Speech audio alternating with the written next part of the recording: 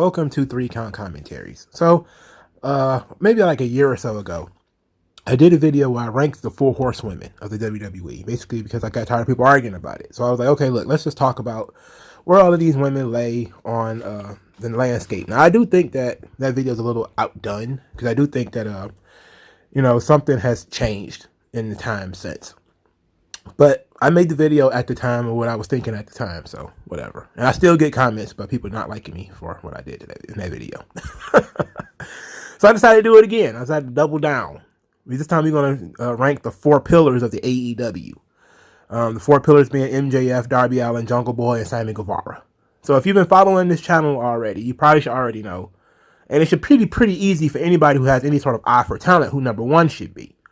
But the other 3... again, you can mix them up, match them, but I want to just talk about them individually. And that's really what this is about. Not really where they rank, but just me discussing what I think about these guys individually, not just where they are right now and what I've seen thus far, but also their potential for the future based off of what I know works in wrestling and what I've seen that actually works. So number 4, at the bottom, flatly at the bottom, with little to no chance of getting out of the bottom, is Sammy Guevara. Let's talk about some of the negatives. Sammy Guevara has no character. Sammy Guevara has no personality. Sammy Guevara is not well built. Doesn't really have a good look. Can't cut a promo. And he's already a PR disaster with the whole I want to rape Sasha Banks thing.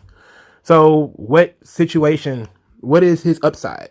What is the best thing about Sammy Guevara? Well, for the fan base, he has video game matches where he can go out there and do every specific hop, skip, and jump in the world. And of course, we see that he will push the limits creatively in terms of match quality. He's also been, I wouldn't say he was dangerous just because he, damn near killed Matt Hardy twice, but those were not really his fault. The first one was him throwing a chair. It was kind of a stray thing. He bashed Matt in the head with a chair, but that was an accident. Matt falling off of the thing and, splatting like a Wile E. Coyote, that wasn't his fault either. That was bad planning by both of them. Nobody should have ever been doing that spot. But when that was the biggest feud that Sammy Guevara had done before he had won the title and before the whole thing with the Inner Circle and the Pinnacle. And he did not impress me in that thing. He was given a lot of time. He was a heel, so that means he was able to pursue and push more of a personality and more of a character. He did not do so. He did not impress me. I did not see anything in the Spanish God, which is a nickname, not a character, that tells me anything about Sammy Guevara as a person. If you were to describe Sammy Guevara in 4 words, what would he be? It would be he's young, he's Hispanic, and he's young and Hispanic. And he's not going to be young forever. So he's going to be Hispanic for the rest of his life. But he's not going to be young forever. So I just don't see what his upside is outside of, the agility and his match style. And I wouldn't even say match quality. I would say match style. And he's over with that audience because the AEW audience seems to just buy in when somebody says, oh, this guy's going to be the next big thing. They just kind of like, okay, sure. We'll just wait and we'll cheer and help them along. They put them all in booster seats to make sure that they get over and everything. He's been teaming up with Chris Jericho for over a year. I don't think he's actually gotten anything out of that. They did have some specific character moments where he refused to be friends with MJF and he walked out. I thought that was the beginning of something, but we didn't really build off that, considering he just kind of, when MJF was exposed, he just kind of came back into the fold. I'm thinking, at that specific point in time, I thought it was a good thing, because character is in decisions that the person makes. You have to not just show me that you're flashy. You not just have to show me that you can talk, but you have to show me that what kind of decisions that you make, right? Sammy Guevara choosing to leave Chris Jericho and leave the Inner Circle because he did not agree with MJF being in it was a good character moment. It shows that he's a man who thinks for himself, that he's willing to do his own thing.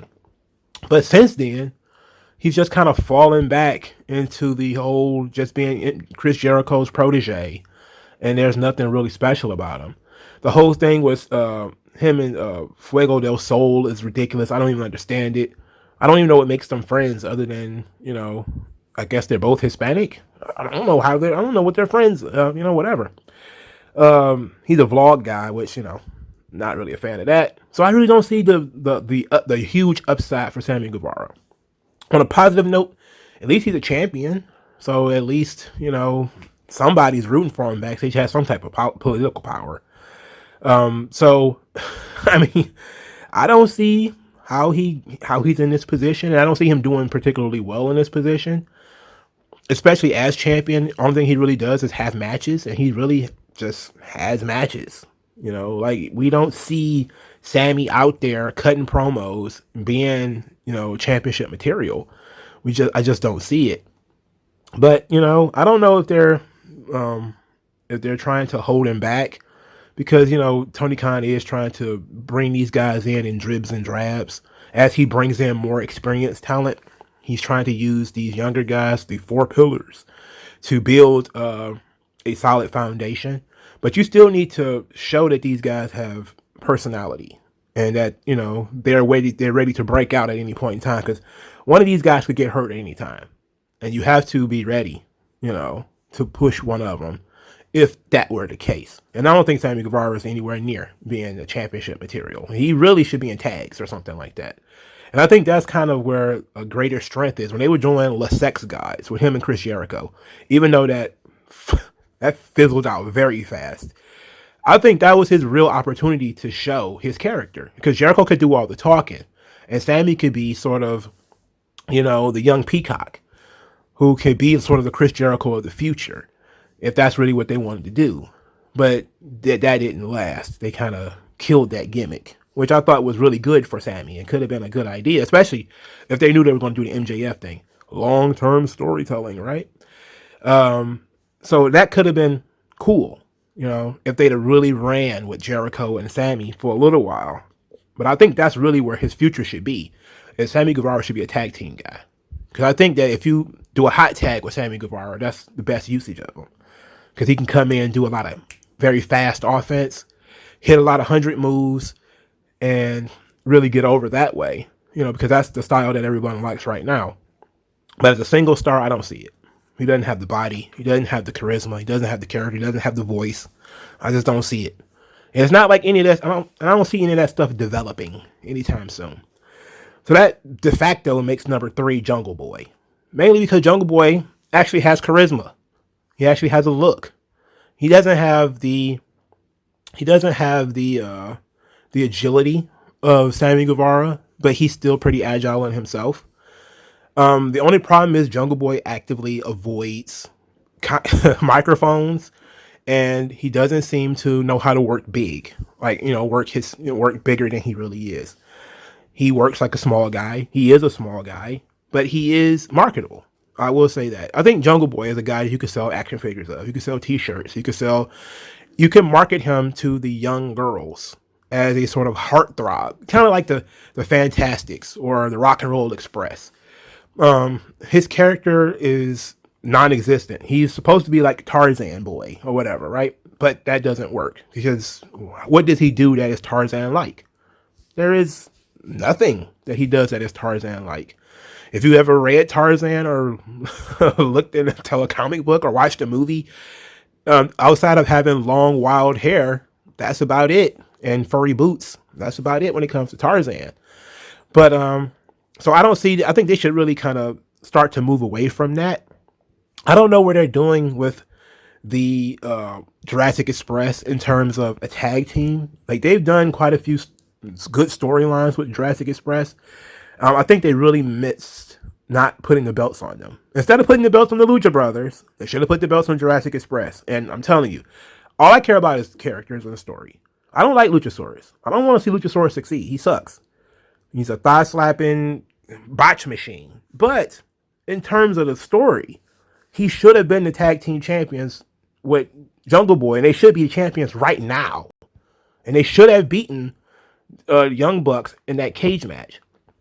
Why they didn't do it, I don't know. What other plans did you have for Jungle Boy? You didn't have any. He's not doing anything.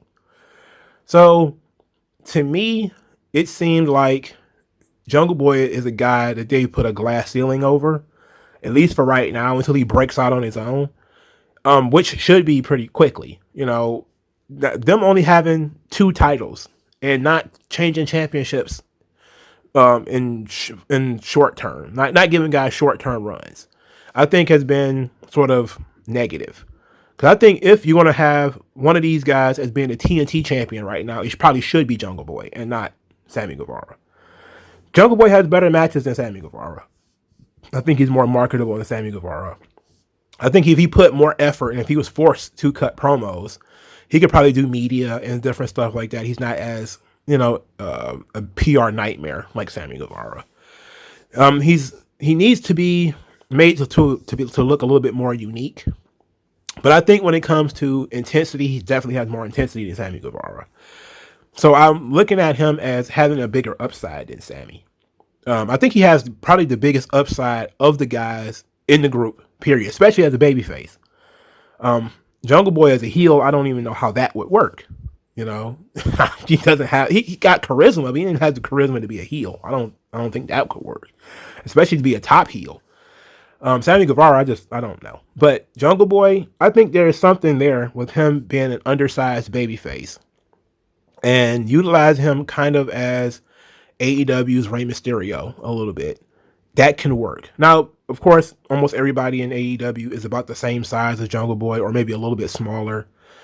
But he's not going to be your dominant top babyface. He's not going to be that. He's going to be your perpetual underdog. And I think that can work. He's going to be your, I'm going to give it the best I got sort of plucky babyface. And those guys aren't long-term champions. They're not. But I think he can get there. It's all about what they choose to do with him and how to best develop what little charisma he truly has shown and does have, and his intensity that he has. They have to be able to tap into that. And I think that if they were smart, if Tony Khan were smart and whoever is doing the creative, is to force Jungle Boy into doing vignettes for like 2 months. Just vignettes. He does not wrestle a single match. He just only does character stuff, which includes him cutting promos and him doing short segments. I don't care what it is. Maybe they're going back to do some training or whatever, and Jungle Boy has to break out of that shell to show what kind of person he really is. Because you do have to ask the question, why do people like this guy? Like, he doesn't talk, he doesn't do anything. But part of that is him being over as he is without talking is due to his work. Because he does sell pretty well. Probably one of the best sellers on this list. And he does have some intensity that when he fights back, it looks good. So there is potential there. It's all about how you're going to develop it for the future. And he's pretty young too. I think he's like 26 or something like that. So he's not dead in the water. I think Sammy Guevara is around that same age, but I just don't see it with Sammy. I don't see it. This rocket at least has thrusters, right? Sammy Guevara is a rocket, sure. But, how far is he going to get? I don't know. He'll probably go up and then start coming down pretty quickly. But I think at least Jungle Boy can get out of the atmosphere. Number 2, obviously, is going to be Darby Allin. The most unique of the group, has a very unique look, very unique presentation, which I actually like. The sort of grungy, I wouldn't call it gothic, because I think gothic implies that there is something almost cultish or religious about it. But I think that he appeals to a certain audience. And I think that's the limitation of Darby Allin, is his style. He's likely to get hurt a lot. I think he might be one of the older ones in this group. I think he might be like 28 or something like that. So he might be like one of the older, maybe the oldest in this group. And I think he might be the most experienced too. So, but he likes taking these ugly bumps. And eventually that stuff is going to take him out. I just don't see Darby Allin having a big upside because, 1, he doesn't know how to cut promos. He's not very good. 2, he's very, very small, but he works bigger than he really is. That's what I was talking about when it comes to Jungle Boy. Darby Allin looks small, but he works a style where he still looks legitimate, even though he is tiny. And I think the match with CM Punk really showed that he can go in there and hang with people that are bigger than he is. His match with Miro did that too. He can have believable matches with guys who are bigger than him. He can also go out there and do what he did to Brian Cage, which is absorb 100,000 power bombs and still beat the guy and make him look like shit. And that's not what you want. You know, a lot of people want Darby Allin to be Jeff Hardy. And I think Jeff Hardy had, again, an actual charisma where Jeff really couldn't cut promos either. So it was kind of a question of why was Jeff Hardy even over? But if you look at Jeff, you could just see that people wanted to be like him. And they wanted to model themselves after him. And even Jeff didn't need to talk. He just went out there and did stuff, you know. And then the commentary team really put him over. Jeff Hardy's a daredevil. Jeff Hardy never went out there and said, I'm a daredevil, man. Let's go jump off stuff. Jeff just went out there and jumped off shit. And then everybody was like, Jeff Hardy's ballsy. Look at what he can do. So from that perspective, they are pushing Darby Allin as being another Jeff Hardy. Because the commentary team is the ones that are putting them over. And they do a good job of building up Darby's character as being a guy who can absorb a lot of damage. And that's okay, but he's an undersized guy. So it's kind of like, you know, it's one thing to be small and tough, which I guess, and that's what they're trying to say that he is, that he's very small and he's very tough. Okay, but I don't know, man. It's just something about it. It doesn't sit right with me. And the whole thing with Sting, I don't like this either. I don't like it because it seemed like we're saying, okay, he's like Jeff Hardy, he's like Sting. It's like, no, I think that the Sting thing was cool for the tag team purposes, and I think that kind of has run its course. And I think that he's kind of stopped growing when he became partners with Sting. Now his only character thing is telling Sting, let me handle this myself, which is a good thing. You know, you want your babyface to be able to go in there and fight his own battles.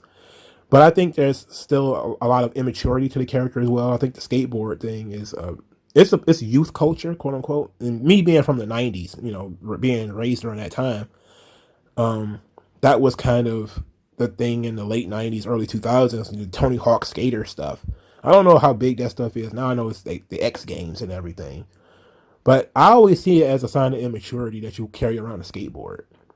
I know, you know, sometimes people like to have unique weapons. Like, you know, kendo stick used to be a unique weapon. The baseball bat used to have it be a unique weapon. But I don't think that a skateboard really, I don't think it works. Personally, I don't really like it. But I do think that there's world title potential with Darby Allin. But he can't be the face of your company. And because his character is all about being an outsider. And when you want your world champion to be probably the most mainstream guy that you have, that's really the general idea, is your world champion is the focus of your brand.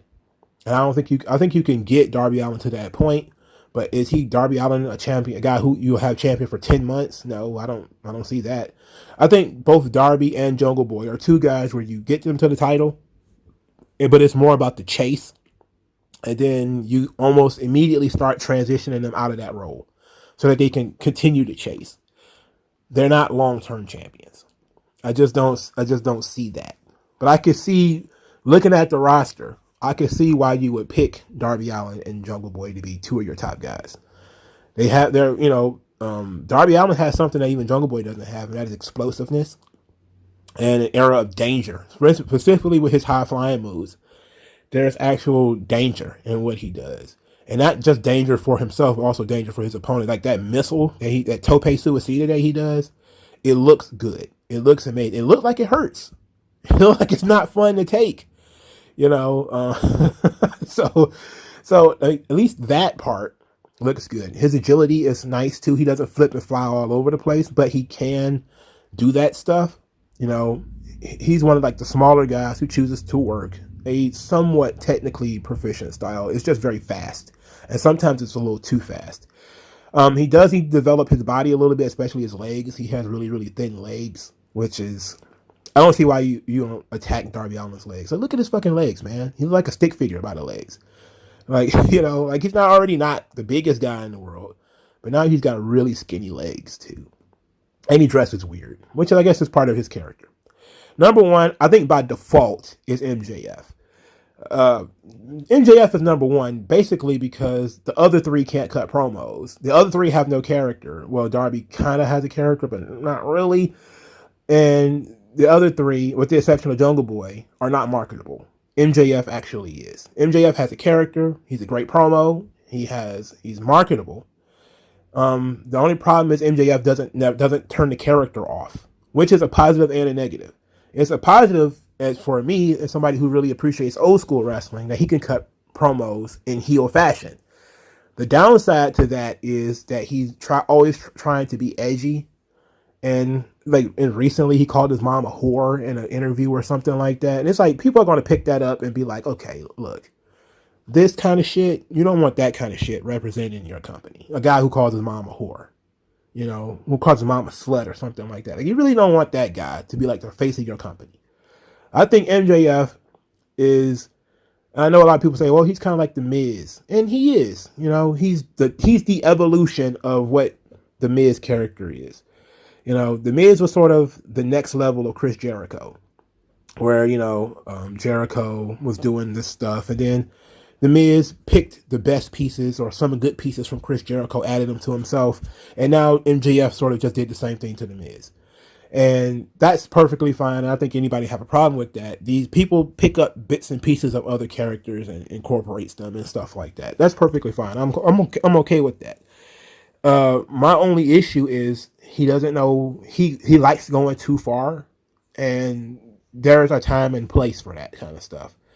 And I think that recently Chris Jericho said, he got the wrong kind of heat with the Lex Luger thing. I think that he got the wrong kind of heat when he talked about Brian Pillman's mom, when he called her Methany and, embarrassed the kid. It's like, all right, you're going over in the match, right? Like, you don't need to, denigrate his mom. And then the booking didn't help. MJF should have lost that match. But when you look at all of these guys, MJF is the most consistently pushed. He's never forgotten. He's not lost in the shuffle. At most, when he was involved with the Inner Circle, he was overlooked for a little while. But he was never lost in the shuffle. He was always still doing something. His storyline with Chris Jericho, to me, it fizzled out near the end because of, as soon as Jericho put his head in the toilet, it was over with, as far as I'm concerned. But they tried to really put MJF over and had Jericho do jobs to him and all that kind of stuff. And that was all fine and dandy. They're giving MJF the big wins, like he beat Darby, so that was good. I think he also beat Sammy Guevara, which I think he beat the other three already. Anyway, I don't remember him wrestling Jungle Boy. I'm not sure, but I'm pretty sure he beat all three of them already. I think he's the next up.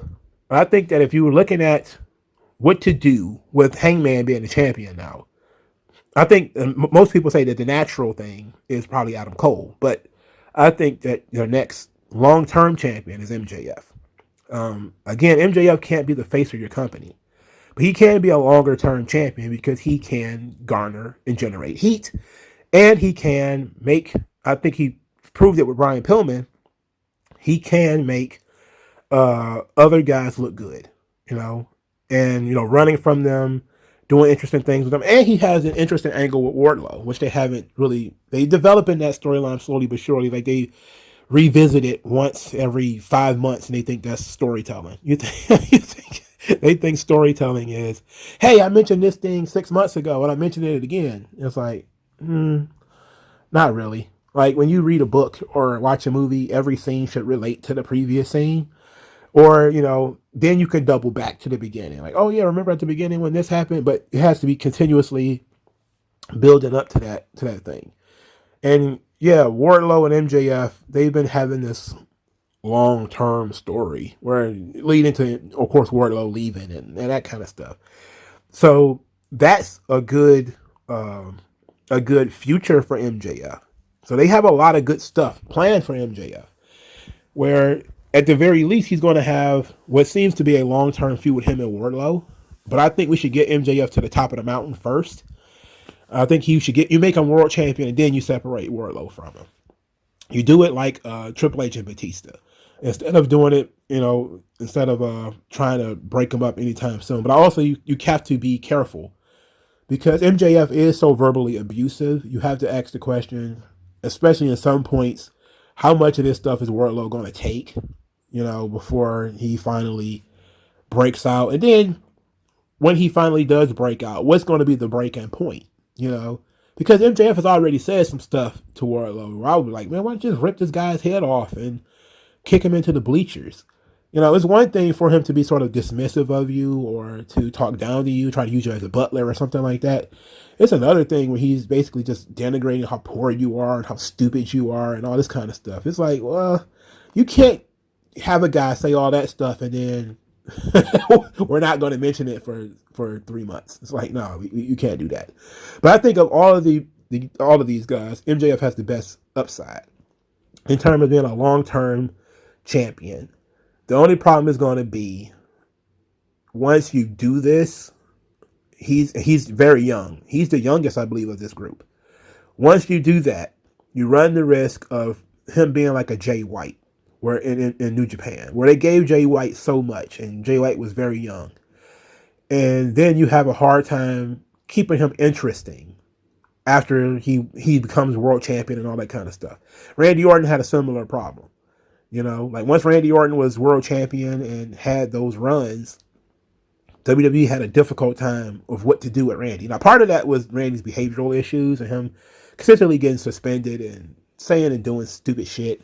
That was part of the problem why, Randy was champion in 2004 and didn't win a title again until 2007 or something like that. So you have to ask the question, how do you maintain this with a guy who is so young? But I think MJF has the biggest upside. It's just about how do we build for the long term. Like if they're planning to still be in operation in 5 years, MJF still won't be 30. You're going to probably bore him at some point with MJF comes out there, cuts 10-minute promo. He says all this stuff, runs down this stuff. We build to the match at some point. It's like, yeah, it's been 2 years and it's been, he's about 25 now, I guess.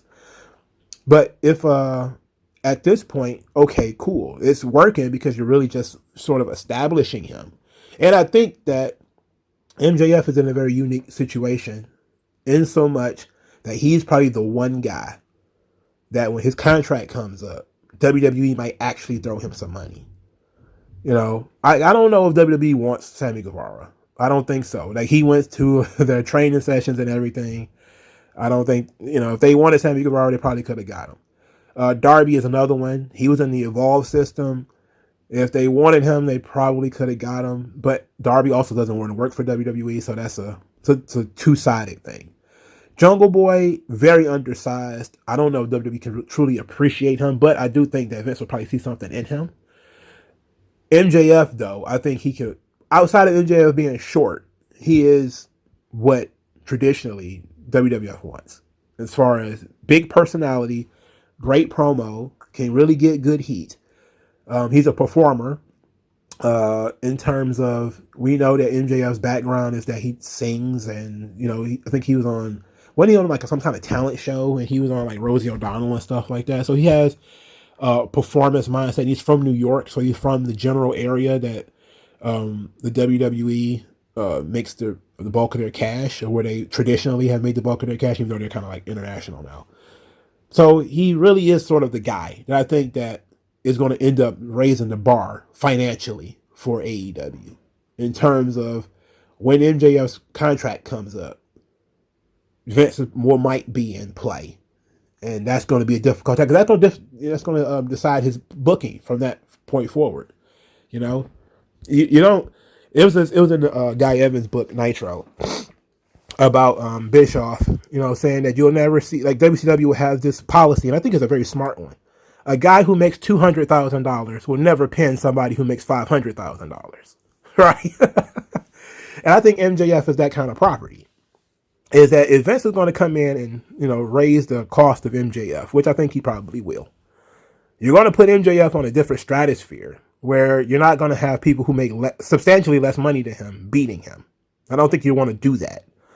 So you're going to look at a situation where he's going to be a very well protected golden goose at the right time. Now, most other wrestling promotions don't follow that whole ordeal, and Vince doesn't even always follow it. But I think that's a good way to look at things. And so much you don't want high paid jobbers. You don't. There's just no reason for that. So I think if MJF is going to be the guy that you're going to pay big bucks to, which you should, because his talent is there.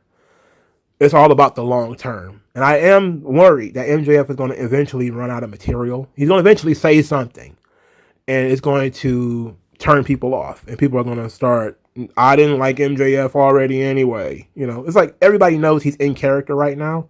So he can get away with saying some horrible, foul stuff. But eventually, he's going to hit that wall, and people are going to be like, you know what? I don't like MJF. And there's going to be something, I don't like MJF. I never liked MJF. And it's going to be that kind of thing. But generally speaking, I think MJF has the biggest upside. But let me know what you guys think in the comment section below about these dudes.